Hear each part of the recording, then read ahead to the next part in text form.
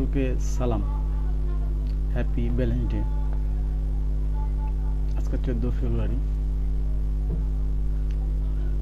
ভালোবাসা দিবস হিসাবে উদযাপিত হয় এবং এই দিনটা আজকে, কিন্তু এর চেয়ে গুরুত্বপূর্ণ দিন হলো আজকে শুক্রবার,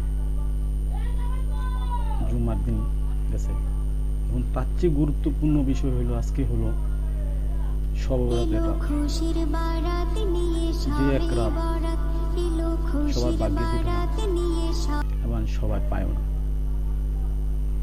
আর যারা পাইছে অনেকে কাজে লাগাইতে পারে, কেউ লাগাইতে পারে না, কারণ রাতে সবাই আল্লাহর সাথে মানে মাপ দয়া ক্ষমা চায়। আসলে আল্লাহ কাকে দয়া করে আর কাকে ক্ষমা করে সেটা আল্লাহর ইতিহাস, ওনার নিজের ক্ষমা, কিন্তু আল্লাহ ক্ষমাদাতা। এবং ভ্যালেন্টাইন ডে যেহেতু ভালোবাসা দিবস, নিশ্চয়ই আল্লাহর সাথে গুরুত্বপূর্ণ ভালোবাসা সম্পর্ক আনন্দিত হওয়া এই মানুষের উচিত।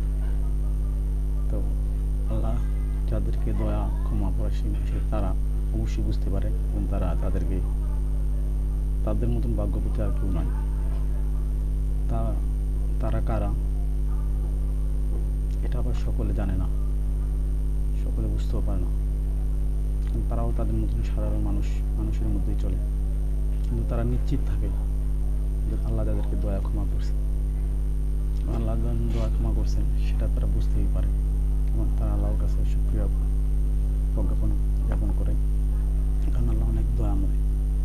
এবং তাদের সাথে আল্লাহর যে একটা যেমন ফেব্রুয়ারি মানে ভালোবাসার দিবসটা ভ্যালেন্টাইন ডে বলা হয়, ভালোবাসা তা মানে অত্যন্ত যার সাথে মনের আলঙ্গন থাকে বা মনের সাথে থাকে তার সাথে সে ভালোবাসা হয়।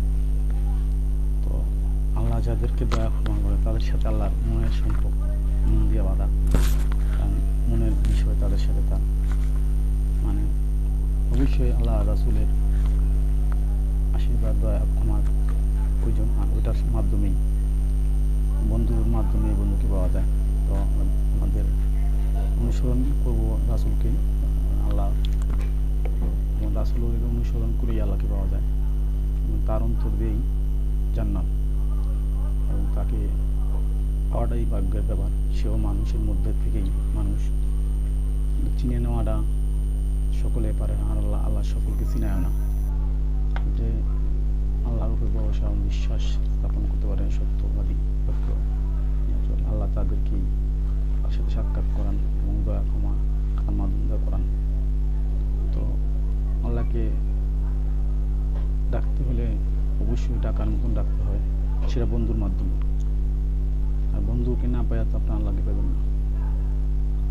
যেমন আমাদের বন্ধু যিনি রাসূল, তিনি আমাদের রাসূল ওনার অনুসরণ না করে তো আল্লাহকে পাওয়া যাবে না, কারণ উনি ইঞ্জিল, আমরা ডাব্বা হতে পারি, তার পরিচালনা তো আল্লাহ।